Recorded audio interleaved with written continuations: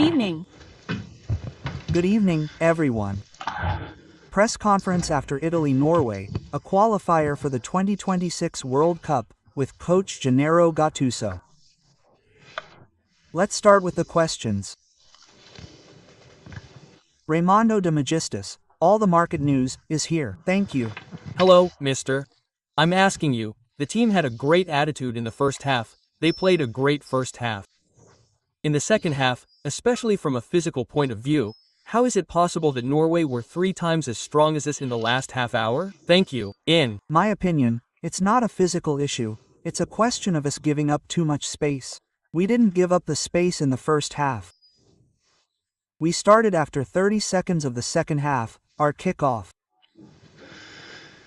They created a chance for us, they came up, they created a chance for us and, little by little, we started to make mistakes. We started to give them space. After 3 to 4 minutes of the second half, back in the open field, they started playing and then they started running differently, they started defending differently, and I don't think it's a physical issue.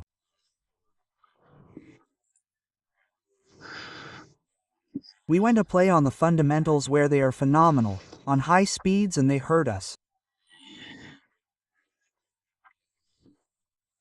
I don't think it's a physical issue. Let's continue in the front row with Rebus Radio Rai.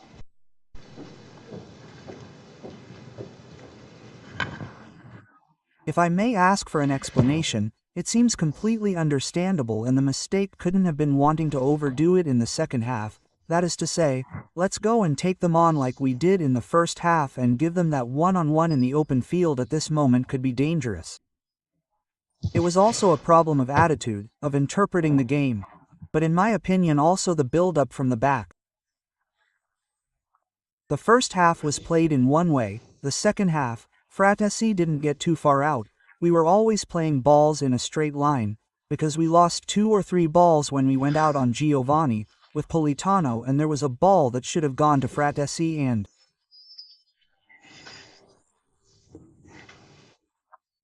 we made these mistakes, and this is the biggest regret, but we care.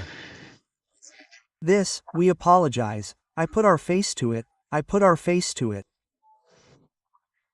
Today we have to apologize to the fans, we take responsibility, and we certainly touched on the fact that today was a very important match for me, but on the aspect that we were playing with a strong team that could have given us that conviction, that mentality to take a step further.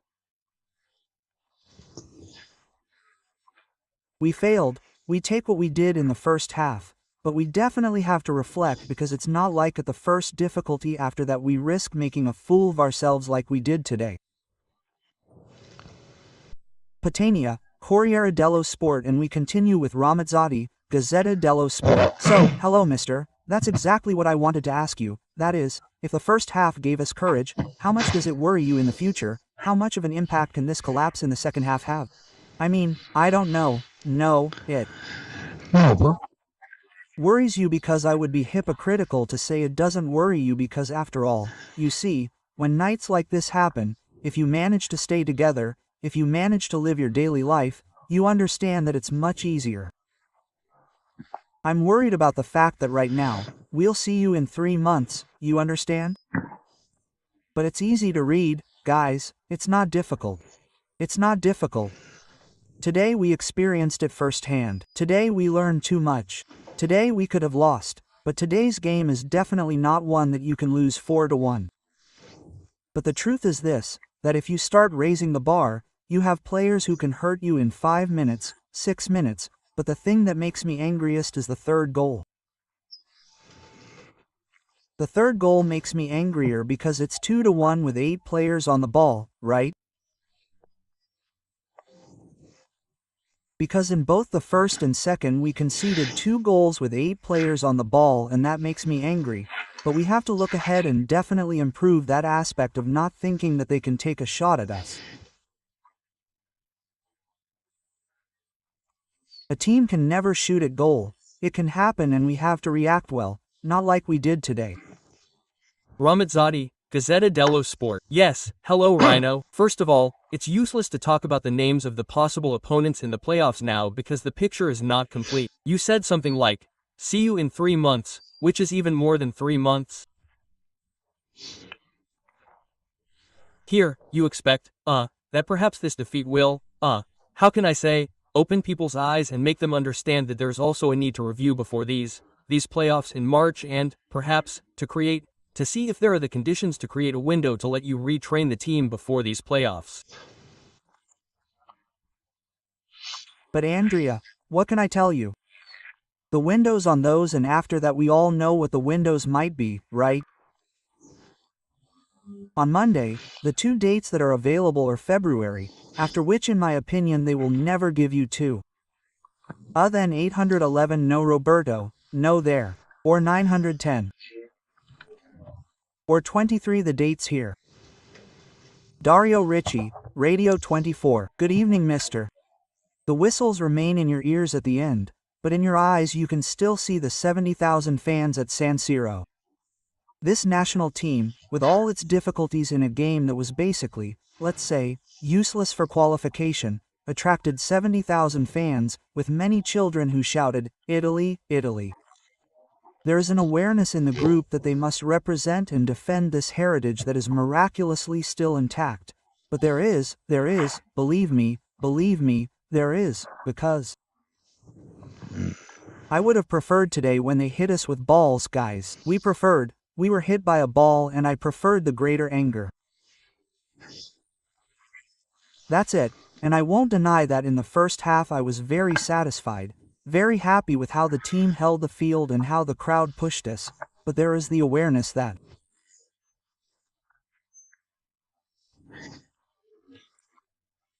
the people love these guys and still feel love for this national team. But you understand that, after that, talking is no longer enough. As I said before, we need to apologize, we need to show our faces because it was an evening that no one deserved, especially those who came to the stadium to see us, those who watched us at home, and we hope to be able to give joy to all our fans.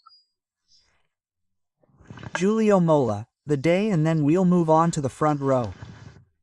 Hi Rhino, good evening Rhino. Perhaps the only positive aspect, let's say, that was tonight is that we won't talk about regrets anymore. I mean, when you finish the round 6 points behind, we don't talk about them, so we only focus on what's to come. But tonight I heard you say the word I'm a bit worried. Yesterday you said that watch out. I didn't say I said they're worried. No, don't worry. I mean, I didn't say they're worried about the defeat. It's a defeat that hurts. It hurts. So we'll eliminate the word fear. But between now and March, what do you think we need to improve? Given that technically these are the players, it's not that anything can change, someone superior may be there. But we need to improve the aspect, not because it's not that we start to get weak, we need to improve, because the first chance we have, we start. Not to try and play less calmly. We need to improve this later. I understand that right now. We're feeling a lot of pressure, right? Because we haven't been to the World Cup for 2 years and I think we can't underestimate this. But I want to see players who aren't carefree because that's not the right word, but players who believe strongly, who don't give up at the first difficulty. This is what I expect because I think the biggest problem we need to fix today is this: more confidence in our abilities and not to think and start doing our homework when we make a mistake.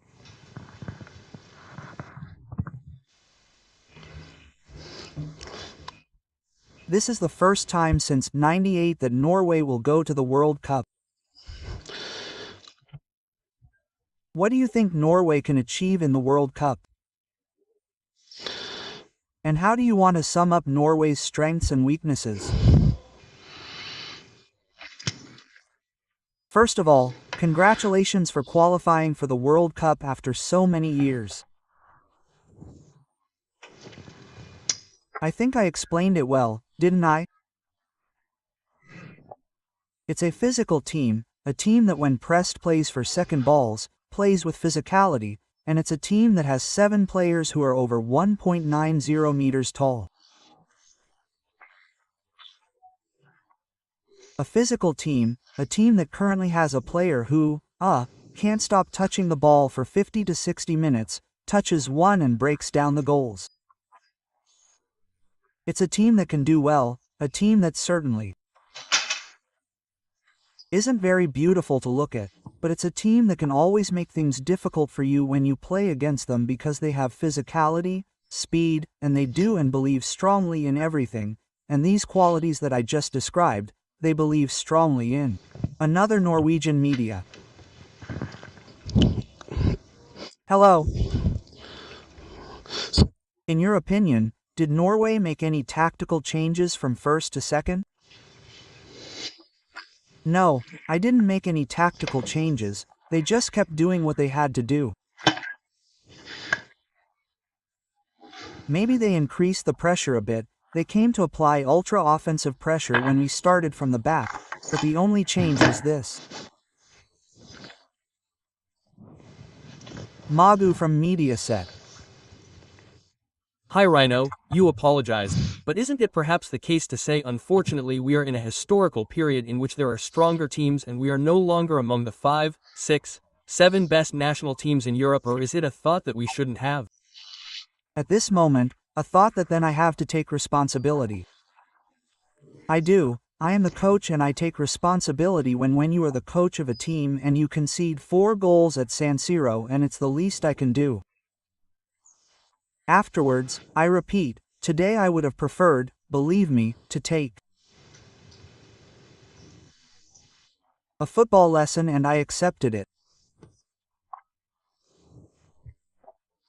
And that's why I continue to strongly believe that if we manage to improve the aspect that we lacked in the second half, in my opinion we showed tonight with a strong team that we can compete.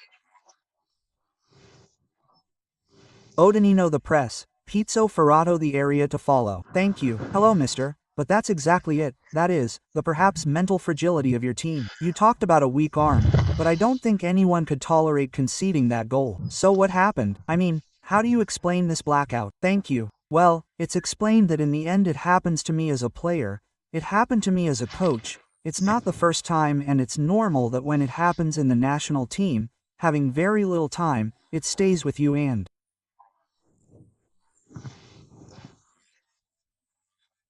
there's little time to improve, and I think it hurts for this reason. It hurts for this reason. It's normal that it's something we have to improve, because if you don't improve this aspect, it's the first problem that will come out after what happened today. You understand that we're not going anywhere. Pizzo Ferrato air, and then we conclude with the colleague in the front row. Hi Rhino. Listen, after a very good first half, both from a collective point of view and also from an individual point of view of the plays, then you said after the first goal we were there, we got scared. This team lacks a leader. Do you think you can find one in this squad? That is, at a certain point, the one who says, stop it all and start over. There are many good players, but the leader is missing, but I don't think it's enough to have a leader. I think that's enough for us right now. It's really important to stay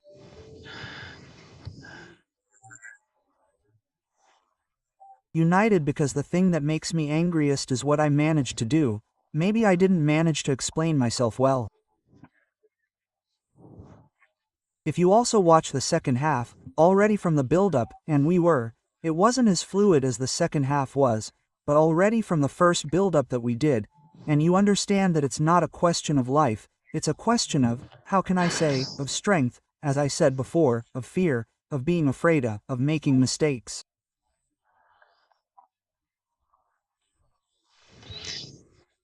I think that right now we can't play with the handbrake on, because we've seen that when we don't play with the handbrake on, the team is able to create, it's able to cover the field well, it's able to run, and then games like the second half come out like this, and I think we need to improve on that. I don't know if it's a leader issue or not. Let's conclude with Michel de Blazes on your left. Mr. Over here, behind the column. Here we are. Good evening. Speaking of leaders and players with personality who have also done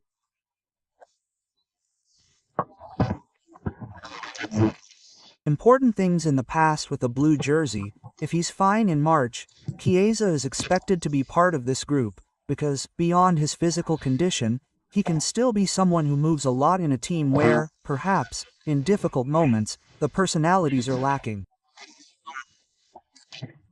Thank you. But I don't think I've talked enough about Chiesa.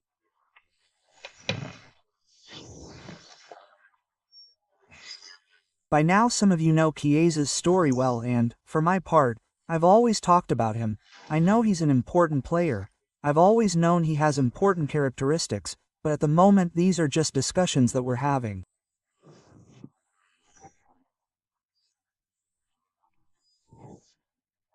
The boy has to feel comfortable, in the sense that he and I know what we say to each other every time we talk, and I think that in the future we'll talk again and we'll see what happens. Before concluding, I would like to remind you that the Italian Football Federation and the Azzurri support research and AIK. Let's tackle cancer together. Please spread the message and send a text message to 45521 or call the landline, always the same number. Thank you, goodbye. 10.